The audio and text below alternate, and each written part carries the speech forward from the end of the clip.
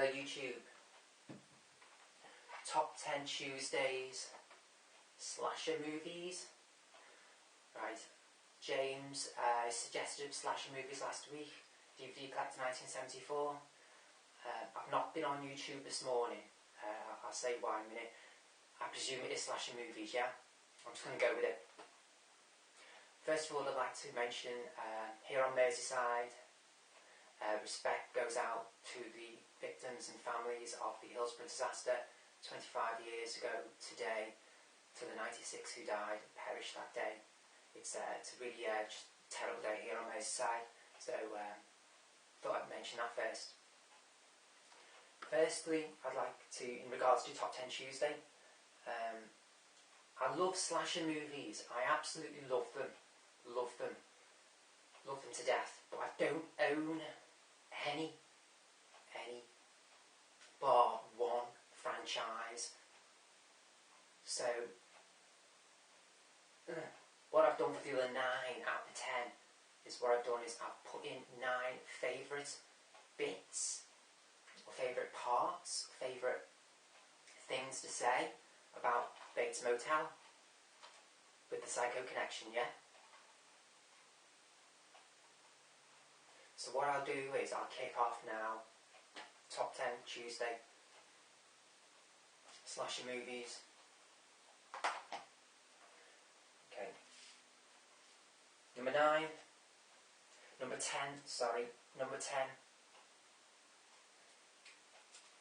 From Bates Motel, the disabled girl who suddenly puts on makeup in episode 10, I thought was just like, it was just like wonderful, because all throughout this season she was dowdy, disabled. She was portrayed as being dowdy, yeah? All of a sudden, for episode 10, spoilers by the way, in regards to my 9 best bits from Bates Motel, spoilers by the way. Right, so if you don't want to know about Bates Motel, turn off now. Alright, turn off now. Number 10, the makeup in regards to the disabled girl. As I say, she was dead dowdy all season until episode 10 when they went to a dance. She suggested to Norman Bates, the character who played Norman Bates, to take her to a dance. I don't know if it's an end of term dance or what, I don't know. But he does. And she turns up to go to drive and to dance in this. She's beautifully made up, and it was just like with the whole season where she just was in basically one hairstyle, no makeup, with like just like a straight lip, no smile, maybe a little smile now and again, but she was like really dowdy, and her character was, you know, but cast the character, she looks dowdy, keep it that way. Dress, clothes, makeup, hair, everything. She was dead dowdy all season. All of a sudden, episode 10, she's like, whew, beautiful. Just like, I thought that was wonderful. I thought it was wonderful. Number 10, makeup. Number 9, again, another part from Bates Motel was where suddenly out of the blue, the Asian guy who the brother of Norman Bates worked with suddenly got shot from a puncher in the street. And it came out of nowhere, and it was really graphic and explicit, and it was just, you're sitting there, because the 2 dudes were in the car, the brother of Norman Bates and this Asian, I think he's from Thai or Chinese or Japanese, yeah? They're having a conversation about something else, and all of a sudden, and you're enthralled with the conversation they're having, and all of a sudden, this punter comes out of nowhere and just point blank in the Asian gentleman's face, and you see everything, virtually everything, and it's all practical. I mean, there must have been some CG involved, but it's like, no, it's really full on. I thought that was like really impressive. It just came out of nowhere, and it was just like, I don't know what episode that was, but it was just great. It was just great. So it was very impactful. Number 9. That was number 9. Number 8, another from Bates Motel. It was very early on, this part, number 8. Very early on, I think it was episode 2, yeah, or the end of episode 1, and it's what really got me into, and what's the word I used, into, and entwined with the story, addicted to it, indeed, to keep on watching the season. It was the part where Norman Bates, the dude who played Norman Bates, and the stable girl again, I mentioned, they discovered a pot field, and probably by accident whilst they were walking in the forest, and the dudes who were minding the pot field, security guys, saw them, got onto them, noticing the said pot field, and a chase ensued through the forest. I thought that was great. It was just right at the beginning of the season. I thought that was really good. It was dramatically really well done. I loved it. Number 8. And if you've seen Bates Motel, you'll be able to pick up on the on my reasoning. Yeah. Number 7. Right, number 7. This was great. Number 7. Norma Bates, Vera Farmiga, episode 8 or 9, where they suddenly have several potheads come and stay at the motel, and they're all smoking pot on the veranda, on the front bit, on the porch bit. They're all like, just like weed out bread, barbecue out and everything. And Norma discovers this. Yeah, she discovers this.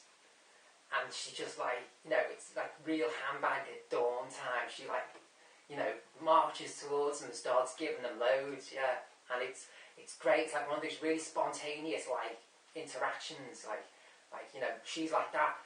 Shh, not having this, not on my porch, And all these, they're all and all the potheads, all the dudes who are working at this pot field I mentioned a few markers back, are all just chilling out and just hey man, just chill out. And she's persistent with her point, not here, not on my lawn, you know what I mean? It was really funny, and it's the part where Vera Farmiga really flew into the part, and it was what really brought out her character. You really got on to who she was, her politics, etc., and point of view. It was great for the sympathetic side of the character.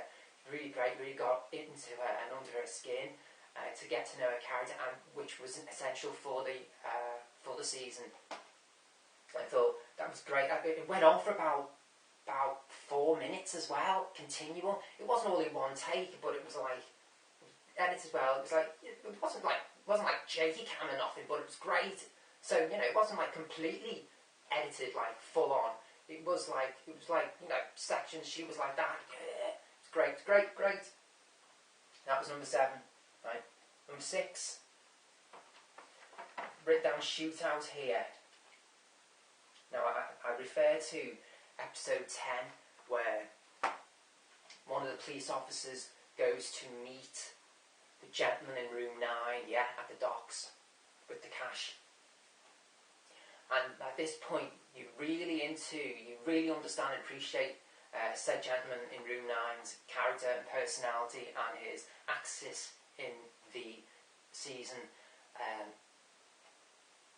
and you also are with the police officer as well as all the characters. And it's late in the season, as I say, episode 10, and you really are enthralled at this point, and you do not expect it. I certainly didn't expect what had happened. I'd avoided all spoilers on the internet. I didn't expect it. I absolutely didn't expect what was going to happen.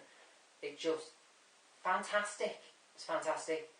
The police officer shoots the dude in episode the dude from room 9, and it was filmed great. It was edited great. You actually saw him tumble off the dockside and not just go into the water, but bounce off one of the things the ship's tied the ropes to, and take a tumble and a fall. And it actually looked like him as well. It was great. He's this, decor gentleman, suddenly take a fall. It was great. Great. That was number 6. Number 5, point which was influential to the whole plot, really, I thought, was the flashback which Norma Bates has as she's discussing what happened to her, to Norman's father, to Norman's brother. With me? Okay. And flashback occurs, flashback happens, which fills you in on the backstory pre-episode 1, which in my episode 1 review I referred to it perhaps going into the story too fast. I think it was episode 2 review where I said maybe there could have been more backstory, and you got it with the flashback. I don't know what episode it was, episode 6. No, it was the beginning of episode 7. That's right. Episode 7. The flashback.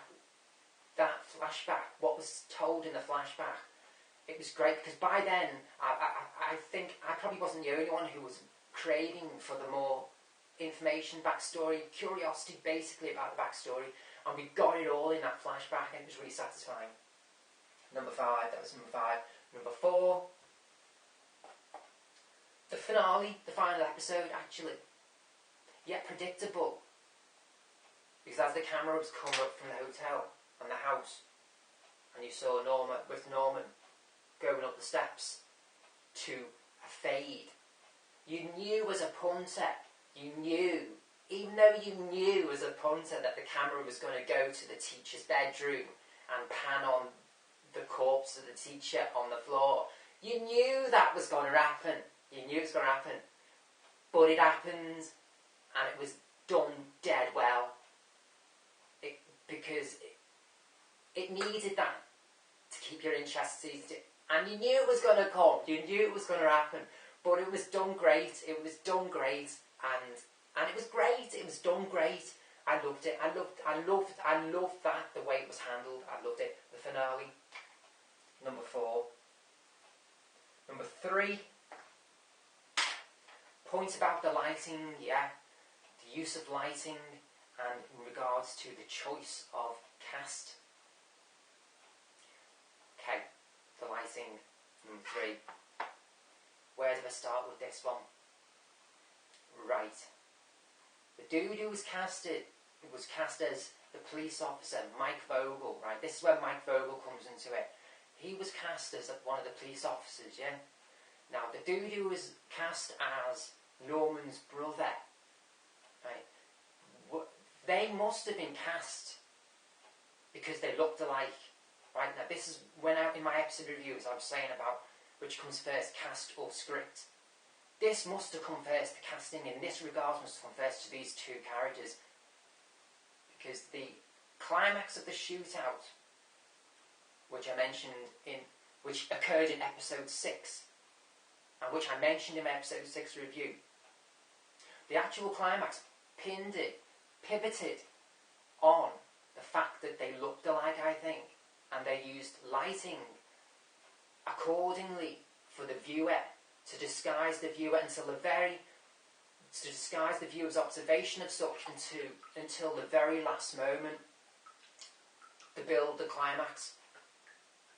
Because the brother and Mike Vogel's police officer were left in the house to battle out with guns, yeah? While Norman were in the car outside. And you got the point of view from Norman and Norma in the car. What they were seeing, the view of the house. We, the viewer, got that point of view, and we heard what they heard as well. We heard the gunshots, and we were left to not knowing who would have survived. Presumably one would have survived. I, the viewer, was hoping that one would survive, and one of them came out the house, and it was slow, and it was at night time, yeah? And the lighting was such, yeah, this is what I mentioned about the lighting, that it was only till the very last moment, even as the dude, the survivor, came out the house and down the steps, and even further down the steps, and as Norma was like that, on the way like that looking, and as we the viewers were taking Norma's point of view, trying to see who had survived. The whole build-up of episode 1 to 6 was this battle which ensued. So we, the viewer, were really gripped in at this point. And it was only like once the dude, say, not the first fighter, came around and second fighter steps, and actually out of the way the lighting had lit it, then to allow the viewer to see who it was who survived.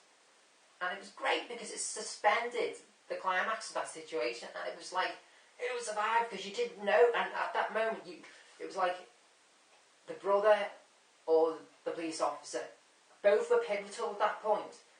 It's like one of those books in school, and when it says in each page, turn to page, say 40 if you want it to continue that way, or turn to page 60 if you want it to go that way.